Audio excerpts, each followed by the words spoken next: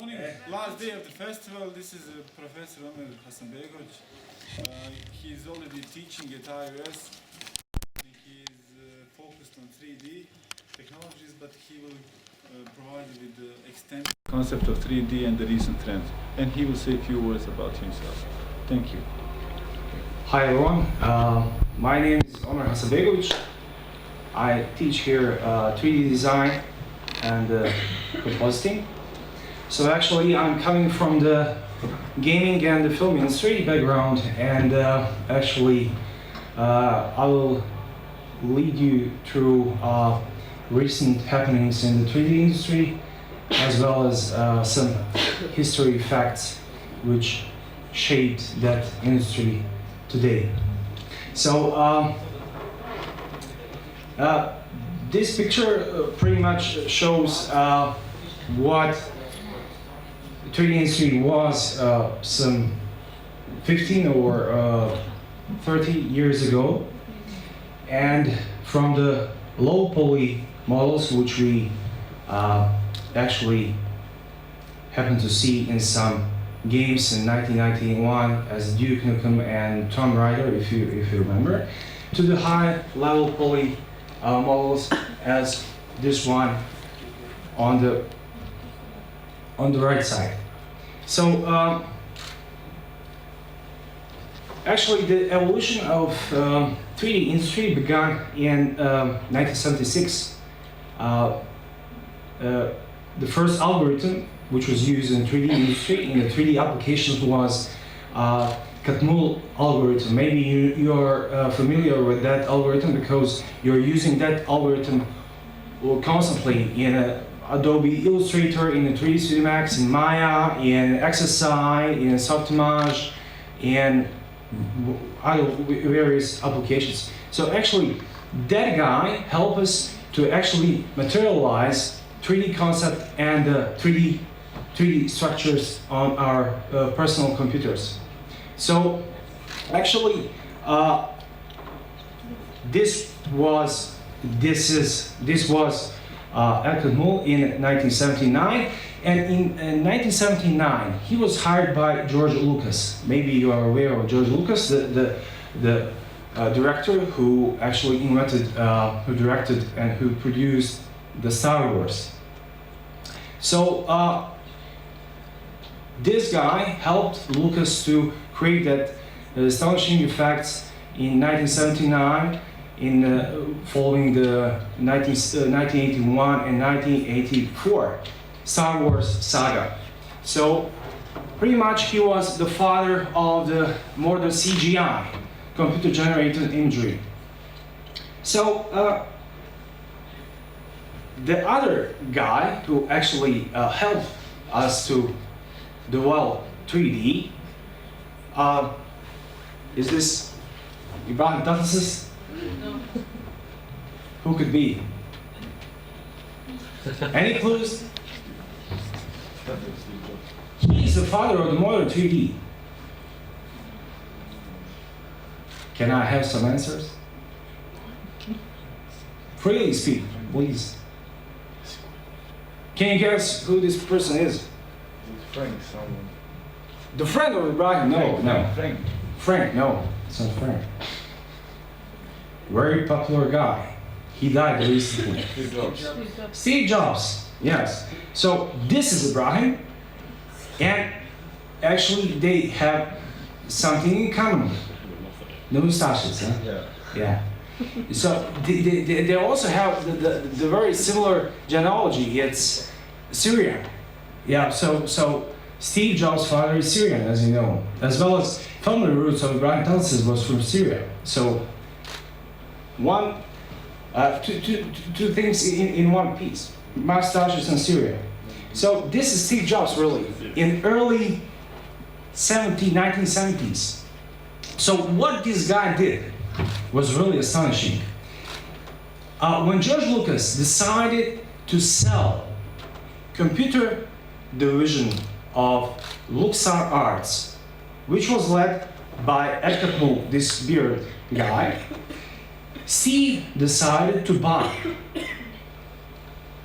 So he bought it, and 1980 for, what do you think?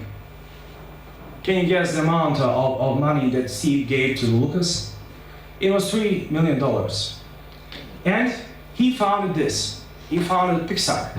And in fact, the Pixar was the main house where 3D content was developed, but really and truly the state-of-art 3D.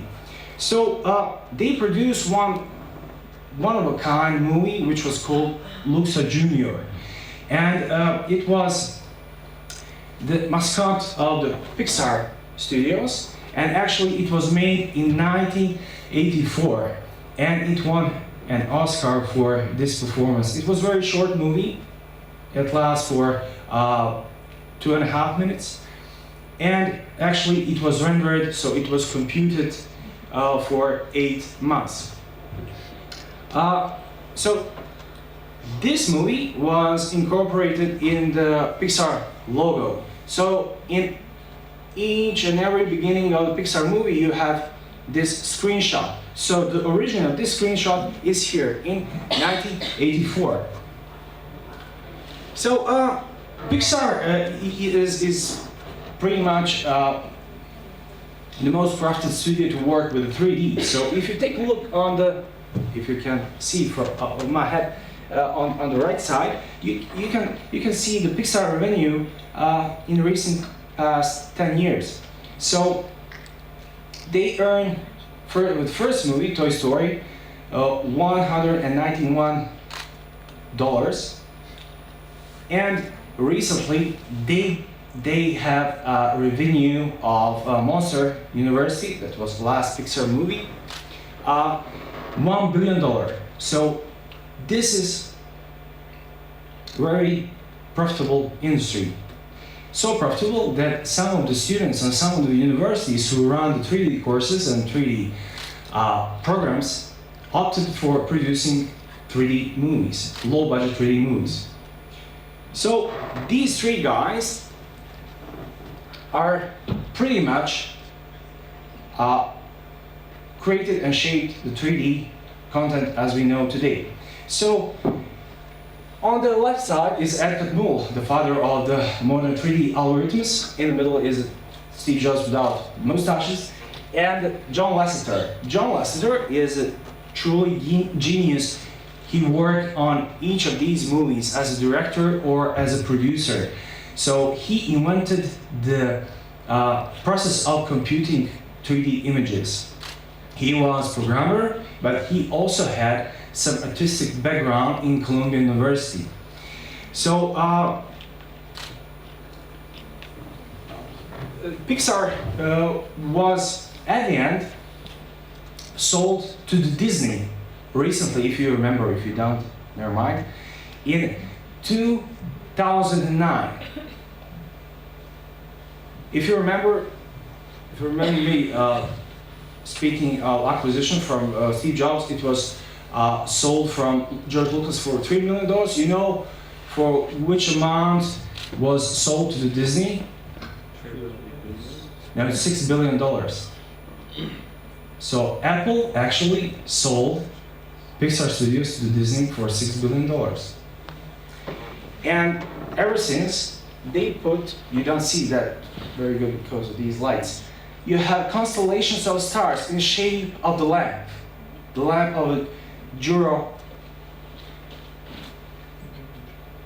Junior. So you cannot see that very well, but there's lamp.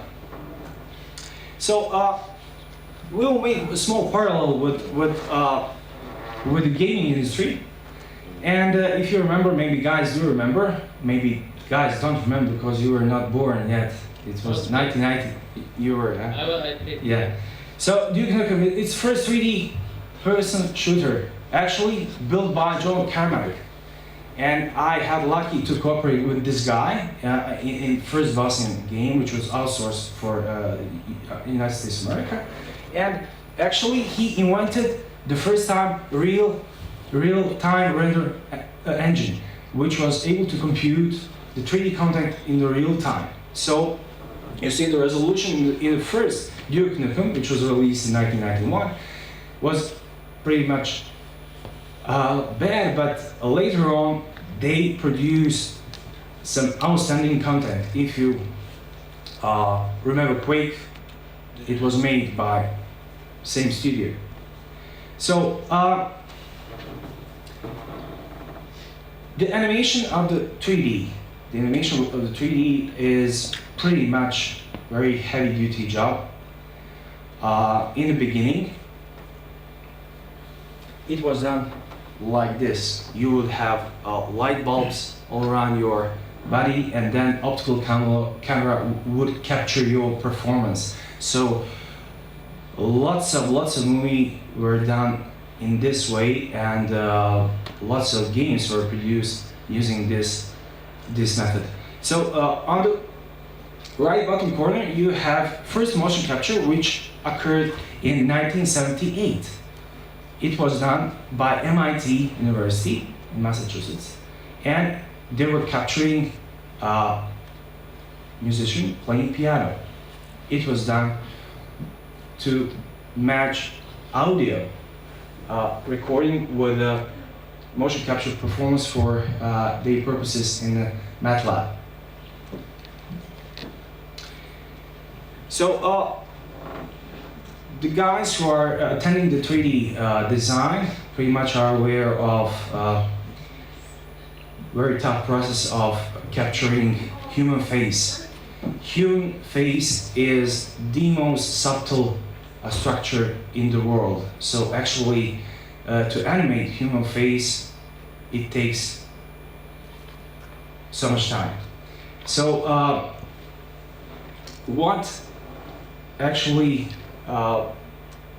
guys for ILM, the same studio from which Ed Kaltmull derived, invented is a facial motion capture device. You see here on the upper right corner Andy Serkis. It's a guy from Lord of the Rings who actually performed the Gollum, if you remember, and he got an Oscar for this performance. So it was the bad when he received this Oscar. Can a virtual creature actually get an Oscar, because it was just a 3D figure inside a film?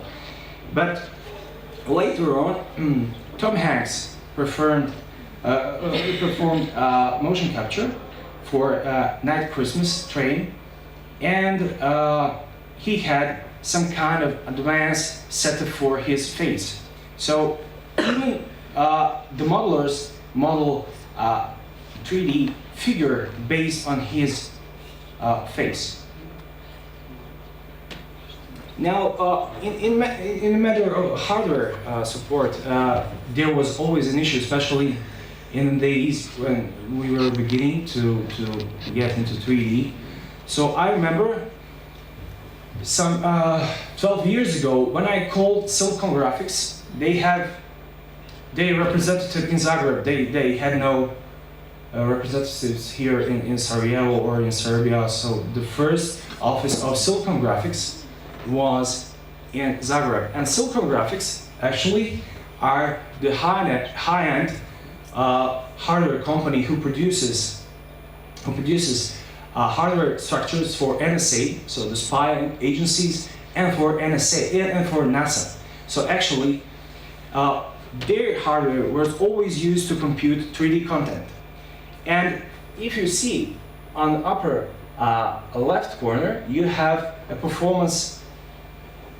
You have a list of performance of Cobalt Silicon Graphics computers. So it says that it has 4 megabytes of L2 cache.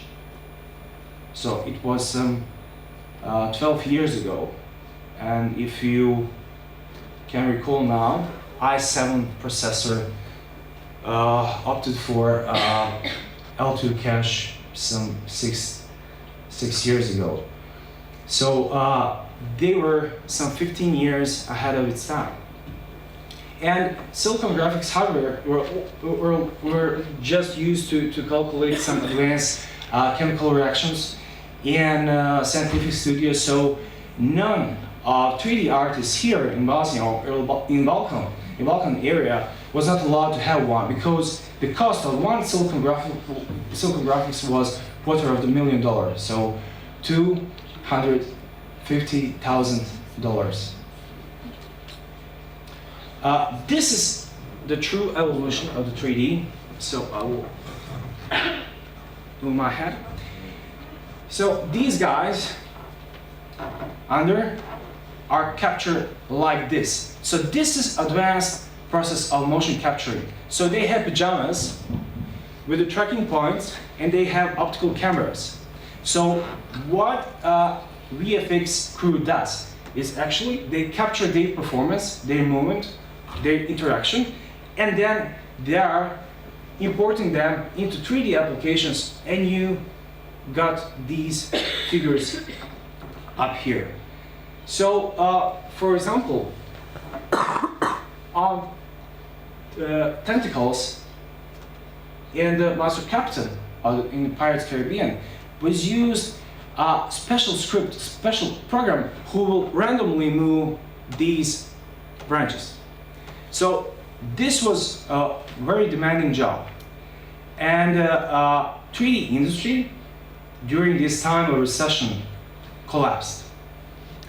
So I will tell you that this capture was made by ILM, Industrial Light and Magic. It's George Lucas studio, and they work on each and on every sequel of Pirates of the Caribbean.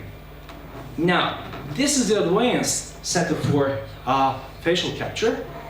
It is invented for Avatar. Now, I must to refresh your knowledge with the 3D inventions.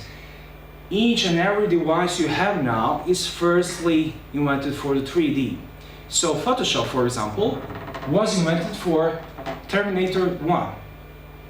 So Photoshop was invented by ILM, the guys who made this.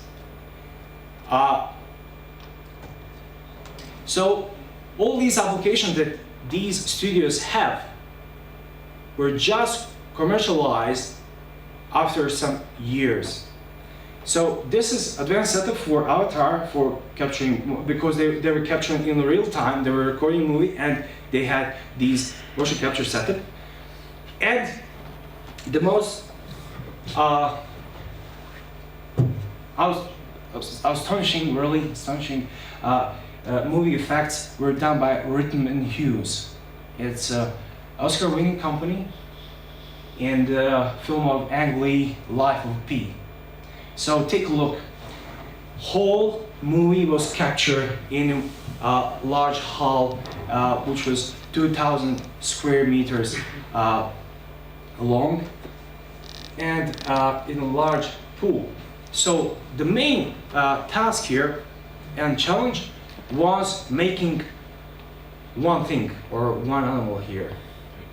It's tiger. They spent over a year to make the tiger. So 300 men were making the tiger, just the tiger. Why? Well, if you see the 3D structure in the movie, in the gaming industry, it's easy to model and think you imagine face, legs, organic forms or something. But we have problem when we have hair or fur. It's a big trouble animating these strands. For example, average human hair has more than 10 million strands. So actually, if you put some wind, if you put some rain on that, you have big calculation problems. So they need to invent not just the software for fur, for the tiger, but the system of the rendering. And for the first time in history, there was invented cloud for rendering. So it was online application based on Punjab in India, because Indians are much more cheaper to work. And actually they were handling this large job, and they actually worked constantly. There were no shifts, okay? Because, you know, it's pretty much familiar in the IT industry. When America sleeps, India works, and vice versa. So this was the one of the shots how actually that was shooted. So the problem on the set is pretty much interaction with your virtual character. So if you have creature, if you have monster, if you have animal, if you have anything what is virtual, you need to have a believable interaction here. So what is here believable interaction? It's interaction your hand with the fur. When you put your hand on cat, on lion or whatever has a fur, cat, dog, it has a smooth imprint on the fur. It has small cushion on the fur. So in order to create that believable effect, they need to make dummies or proxy objects in which they will remove in the process of rotoscoping. So the process of rotoscoping, replacing the true image, this blue image, by a 3D image, is a very painful process. The rotoscoping position in some studios are entry-level positions for 3D artists. So when you want to be a 3D artist and you don't know anything about 3D, and when you go to the studios, you will first be rotoscoping these shots. So it's like being in jail. You have to rotoscope each second of the movie. So if you know that each second has 25 frames, you have to rotoscope 25 pictures per second, such as these shots in the life of P. So this is one shot shot in the Reitman Hughes studio in LA. You see that everything will pretty much will real flow and ZBrush, because we are going to work with some serious stuff. And this is Inception. So no matter how 3D capabilities can do vast jobs and tremendous jobs, some scenes really demands the reality and interaction of your environment. So this is the shot actually from Inception, Leonardo DiCaprio. It's a very good movie. It's about dream, and this setup was made by hydraulic room, which was just a few seconds long. And this particular scene cost $5 million. $5 million for 10 seconds. It's a huge amount of money. But what we have trended in Hollywood today is to have tentpole movies. What are the tentpole movies? Well, actually, if I invest $100 million in a movie, as, for example, recently Avengers are, above, I think, $125 million, I expect tentpole. What it means? It means that I will expect $1.5 billion revenue from that movie. So there was no room for mistake. So 3D industry become very harsh. I would dare to say maybe very close to imprisonment, because you are for deadlines you don't have work hours. You just work until you finish. So it's pretty much gone wild, especially in America, where two major studios were bankrupt. So this was the last movie which won 8 Oscar awards this year. It's Gravity with Sandra Bullock and George Clooney, and actually it won an Oscar for special effects. All movie was shot, of course, in a studio. And you see here a setup for Sandra Bullock. She just had astronaut suit, so everything was virtual background and all surroundings. I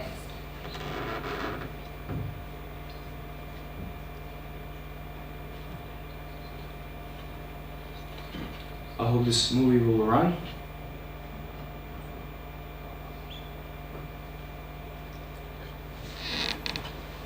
Or maybe not.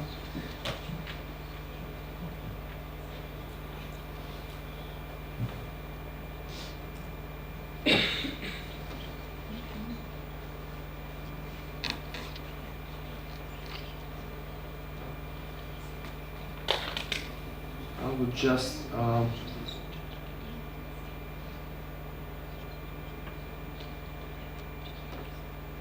just show you.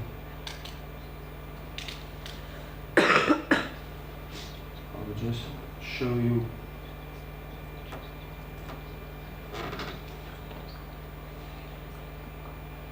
movie that I intend to. So this is work of Rhythm and Hues. This is outstanding British and American company who work on X-Men, Transformers,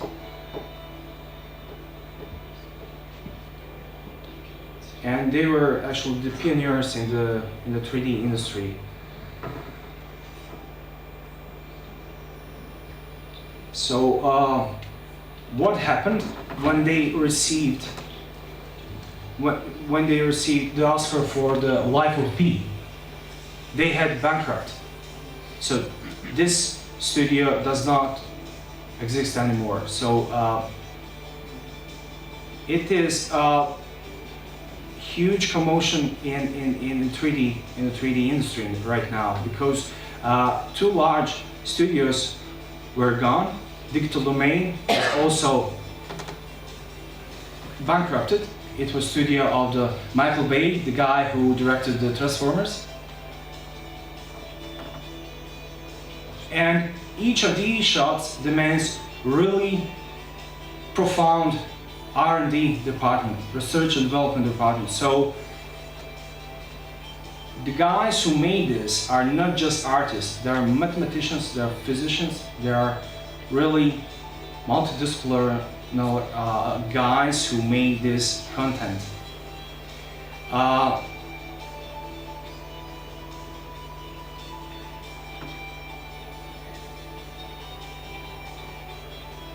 They also won Oscar for Golden Compass.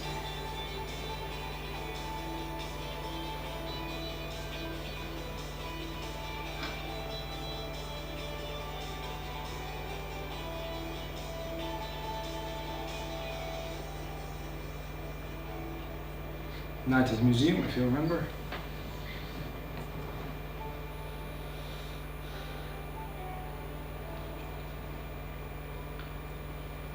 So, you know who bought them? Can you guess? Who bought them? Who bought this? Who bought this Rhythm and Hues studio? Can you guess? They bankrupt, but they were actually acquisited by $13 million. They were bought by the Indians. That were the same Indians who were rendering this. So actually, the thing is turning around. The biggest studios are now in China and India. So they were bought by Prana. And now Prana is using all resources of Rhythm and Hues. So this was Digital Domain, but I will just pass to. It's kind of depressing to have Indians running the most valuable movie industry, post-production industry.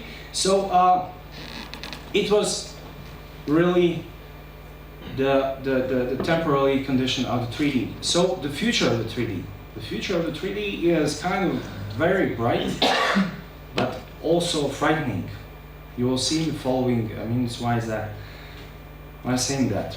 First of all, we are entering into one very romantic era of 3D printing. You are maybe familiar with this. We are now capable to create very complex 3D shapes out of our 3D applications, whether it was 3D Cinemax, ZBrush, Maya, whatever. So you will get nice model from your 3D file as far as you have good modeling skills. So it depends on your modeling skills, how actually your end result depends on your modeling skills. So this is fused depositional modeling. It's thermoplastics, a special source of plastics, which can be dried in a very short time and it can be modeled furthermore. So this was shoe made by British designer, completely done in 3D. It's a prototype, and all bits, all actually appliances for movie can be also made with a 3D printer with very, very stylistic surfaces. This special shoe here was made by polyjet materials. So polyjet materials are revolutionary materials. They are used in the rocket industry.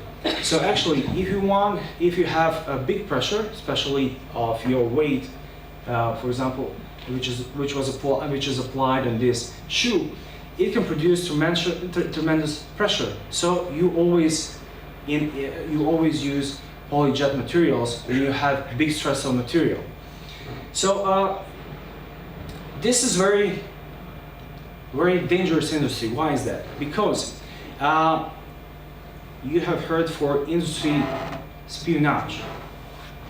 So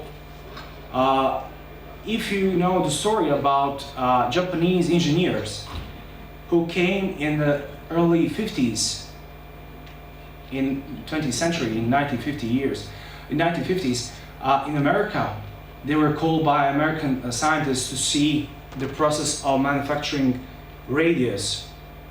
So actually, they were not allowed to bring any pen, any paper, in order to write or draw or sketch any of these schemes, they were seeing in the production process. So actually, they were called here, and three of that 10 Japanese were trained with the photographic memory. And these three guys who remembered all these schemes in that production process actually established one very known company, which is called Sony. So these guys remember all electronic components, what Americans had showed to them. So with this industry, this 3D printing industry, what you can do actually, you can take a photo. You will see in unfolding shots. You can actually take a photo from your Android or iOS phone and make a 3D model. You can build anything you want if you have 3D printers.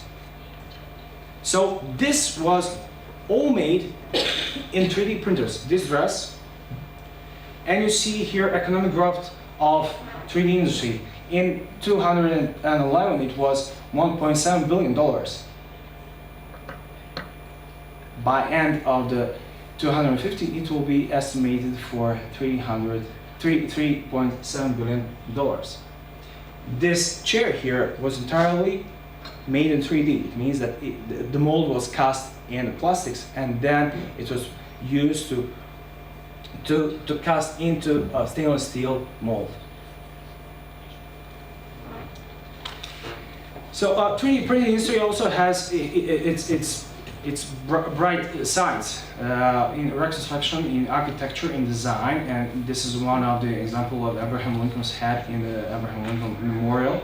It's a process of restructuring of his figure, marble figure, and this was casted in the 3D printer, and the level of detail, as you see, is astonishing.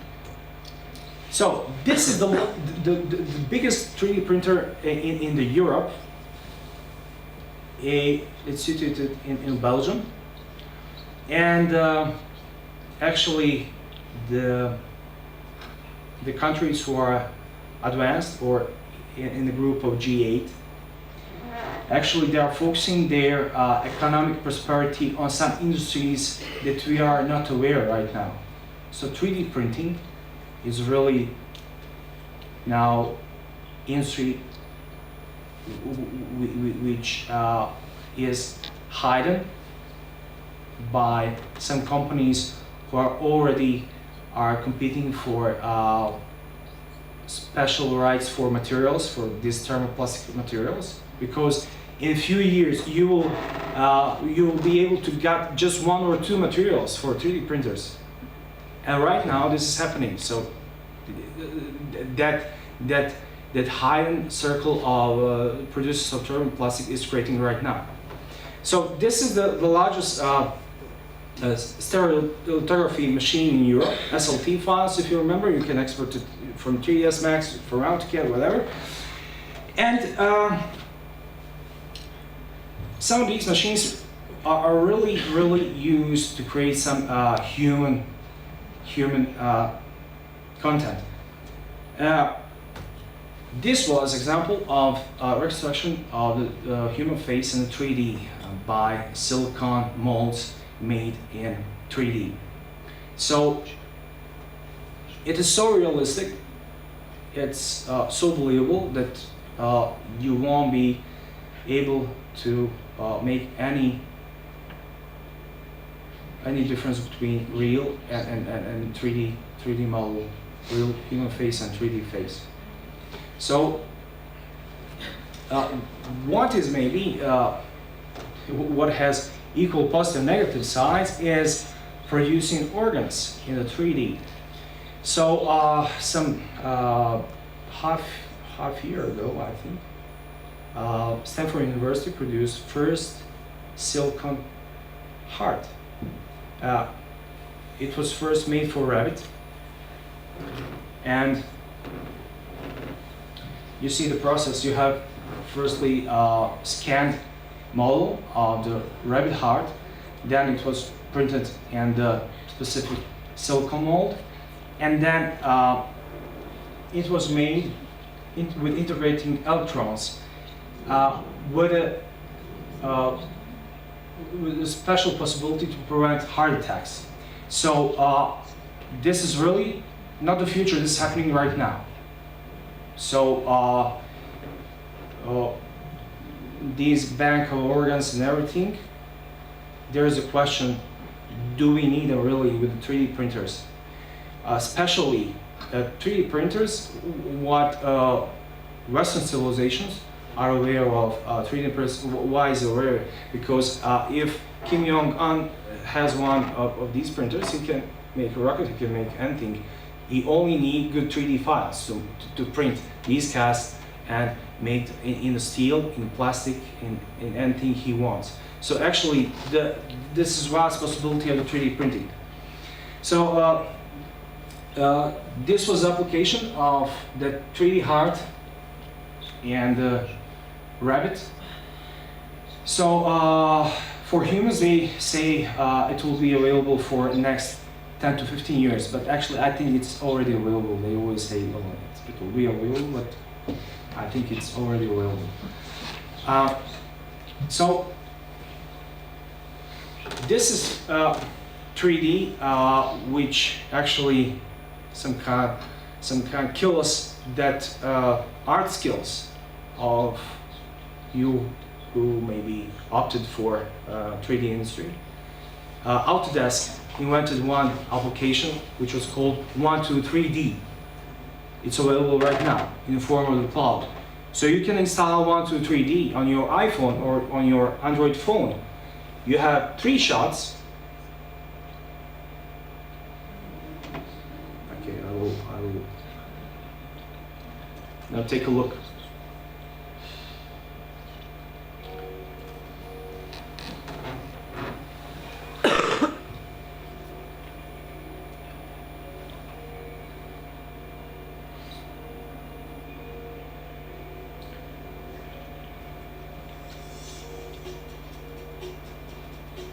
So the whole idea is to capture anything you see around you.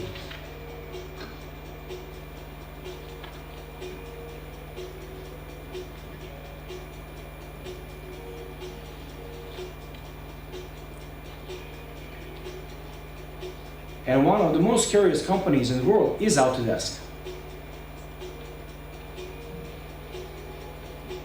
You see, when you picture your child or you can immediately transfer them to 3D.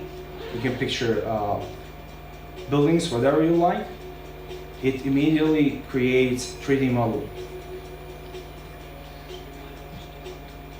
with such detail that is imaginable.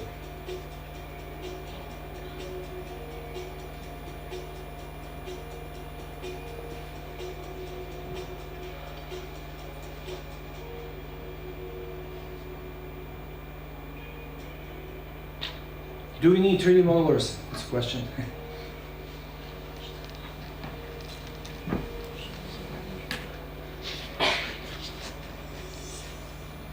So I will hold on Autodesk. It's a group of the Canadians and Americans who founded this company. And actually they have one scary agenda. In 2005, they bought everything they could from the 3D industry. They bought Maya, they bought XSI, they bought 3D Studio Max, they bought every single application, 3D application in the world, because they were aware of advantages of the 3D industry. And right now they are killing one by one application, leaving just one or two. And they are creating such as these applications, 1 to 3D, but not releasing fully software release which you can install on your PC or Mac. It's in the form of cloud. What it means? It means that they can manipulate with your images and they will control your 3D content. So this is very important for you. So it means that if you capture your child or your relative or someone and place that in the 3D cloud, it was actually controlled by thousands of people somewhere in Montreal, because they were based in Montreal. And they can use these 3D images to manipulate, animate, model, remodel, and do everything you want, everything they want. I'm not panicking, because I will show you the next movie, the next actually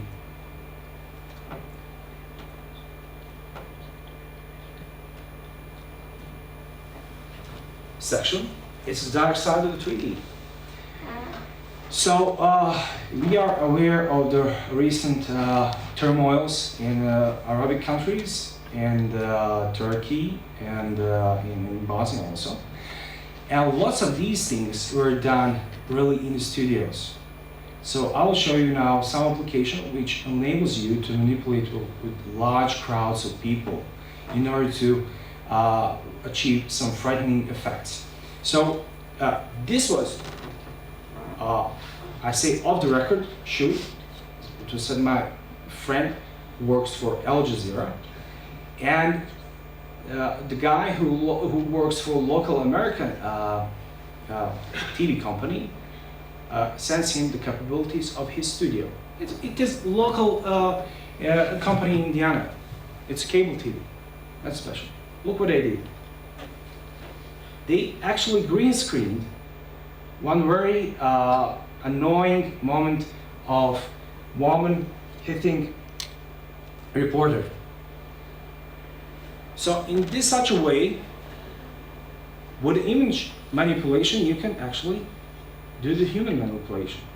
So the technology is risen to that level that any virtual thing can be shown as a real one. So this was just testing for some major events that needs to be happening. So this is setup that were done. This also director one shoot in Syria. So they can create virtually any environment, put anything on that screen using these systems. These are crowd systems. Not so many people are aware of this, but one of the key software in this industry is Massive. Massive is software which can populate and generate thousands and millions of people. So realistic that you cannot see difference between real human face and a virtual face. So this is a Tahrir Square in Egypt. this is very similar crowd process in massive. So in the future, we will be witness to some key events, but for the end of this lecture, would be my advice for you would be just do not believe to everything you see. So we are entering one very dangerous zone of technology.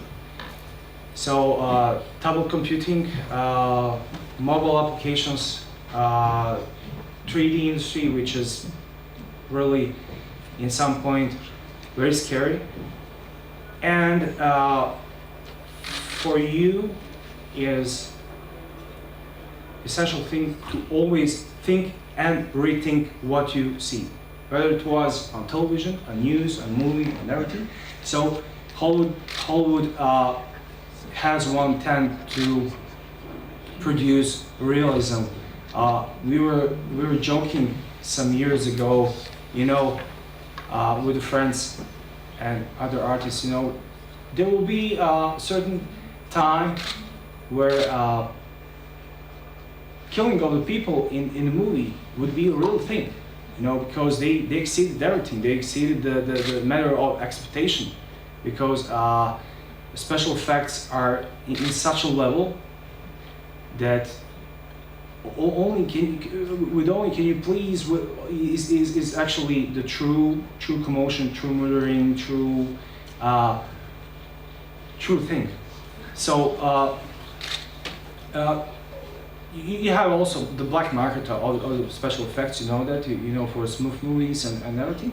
So actually there's just one particular thing with the 3D that it's very manipulative industry, and as much as you know much, it will never be enough for you to know for 3D. And actually 3D will always be connected with some other applications. So that would be all from for me. So we will continue with our classes next Friday, and future of the 3D in Bosnia is not very bright, especially if we know that some 5 or 10 years ago it was just one or two 3D artists. Turkey is a little bit better, I think, but this area of the IT industry is not covered so much in our area of Balkan. But we, IOS, will do the best to improve this program in VACD, and I hope that this second class of the students, especially who attends the 3D design advanced, will emerge into serious 3D artists. Thank you.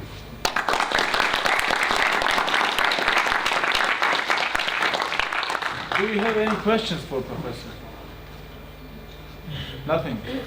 May I just ask one question? This latest film of Ivan Ramadan, have you seen it? The monster, or whatever it is. No. You don't know about it? No. It's about local fairy tales from Dalaşnica, and he's engaging like monster that was known in Bosnian history. No. And I don't know, is it already on, or it needs to be on one of these days? But I have heard about that movie, but I haven't seen it.